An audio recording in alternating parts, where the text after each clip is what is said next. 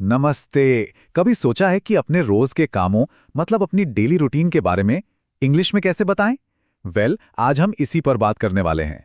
English सीखने की शुरुआत में ये एक बहुत ही जरूरी स्किल है। तो सवाल ये है कि बस कुछ कामों की लिस्ट को एक पूरी कहानी में कैसे बदलें। हम सिर्फ ये नहीं सीखेंगे कि क्या क्या करते हैं, बल्कि उसे एक कहानी की तरह सुनाना सीखेंगे। और यही है आज का हमारा मेन फोकस। तो चलिए शुरू करते हैं। अच्छा, तो आज हम क्या क्या कवर करने वाले हैं? सबसे पहले हम समझेंगे कि डेली रूटीन होता क्या है। फिर देखेंगे कि एक दिन में कौन कौन से काम होते हैं। इसके बाद हम सीखेंगे कि सीक्वेंस वर्ड्स की मदद से इन्हें जोड़ा कैसे जाता है। और आखिर में इन सबको मिलाकर अपने दिन की एक पूरी कहानी बनाएंगे। तो चलिए सबसे पहले और सबसे बेसिक सवाल से शुरू करते हैं कि ये डेली रूटीन आखिर है क्या। ये बहुत ही सिंपल है। डेली रूटीन का मतलब है वो सारे काम जो हम हर रोज करते हैं। मतलब सुबह उठने से लेकर रात को सोने तक जो कुछ भी हम करते हैं वो सब। अब आते हैं दूसरे हिस्से पर।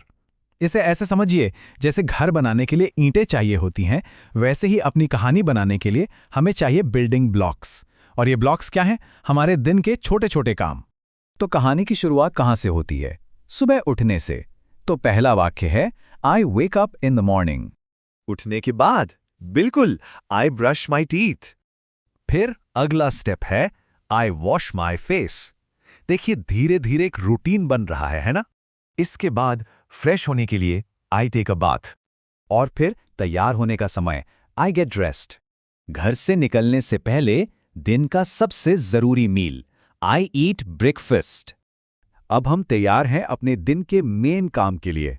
ज्यादातर स्टूडेंट्स कहेंगे आई गो टू स्कूल, और जो लोग काम पर जाते हैं वो कह सकते हैं आई गो टू वर्क। स्कूल में क्या करते हैं? I study. या फिर ऑफिस में आई वर्क। दिन के बीच में एनर्जी के लिए एक ब्रेक तो बनता है, तो हम कहते हैं आई ईट लंच। और फिर जब दिन का काम खत्म हो जाता है तो घर वापसी, आई कम बैक होम। घर लौटने के बाद शाम को दिन का आखिरी खाना, आई ईट डिनर। और आखिरकार दिन को खत्म करने के लिए I go to bed and sleep. तो ये हैं हमारी कहानी के सारे बिल्डिंग ब्लॉक्स, मतलब सारे एक्शंस। ठीक है, तो हमारे पास ईंटें यानी बिल्डिंग ब्लॉक्स तो आ गए, पर उन्हें जोड़ेंगे कैसे? इसके लिए हमें चाहिए सीमेंट, या कह सकते हैं मोर्टार।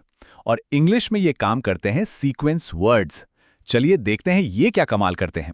ये कुछ बहुत ही कॉमन और यूजफुल सीक्वेंस वर्ड्स हैं। First, then, next, after that और फाइनली। इनका काम बस इतना है कि ये हमारी कहानी को एक फ्लो देते हैं, एक ऑर्डर देते हैं। चलिए फटाफट इनका मतलब भी समझ लेते हैं। फर्स्ट का मतलब है सबसे पहले, नंबर 1। देन और आफ्टर दैट, इन दोनों का मतलब लगभग एक ही है, उसके बाद। नेक्स्ट का मतलब है अगला स्टेप।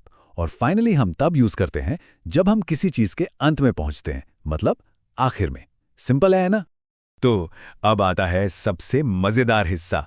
हमने ईंटें देख ली, सीमेंट भी देख लिया। अब इन सबको जोड़ने का टाइम है। चलिए बनाते हैं अपने दिन की पूरी कहानी। और ये देखिए जादू। फर्स्ट, देन, नेक्स्ट जैसे छोटे छोटे शब्दों ने हमारी बोरिंग लिस्ट को एक कहानी बना दिया।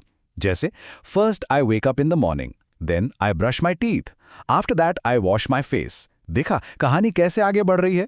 और ये सिलसिला चलता रहता है जब तक हम आखिर में नहीं पहुंचते। Finally I go to bed and sleep. अब ये सिर्फ कामों की एक लिस्ट नहीं है, ये एक कहानी है। तो अब सवाल यह है कि आपकी डेली रूटीन की कहानी क्या है? सोचिए, इन शब्दों का इस्तेमाल करके अपनी कहानी कैसे बना सकते हैं। ये इंग्लिश में कॉन्फिडेंस के साथ बातचीत शुरू करने का एक बहुत ही शानदार तरीका है।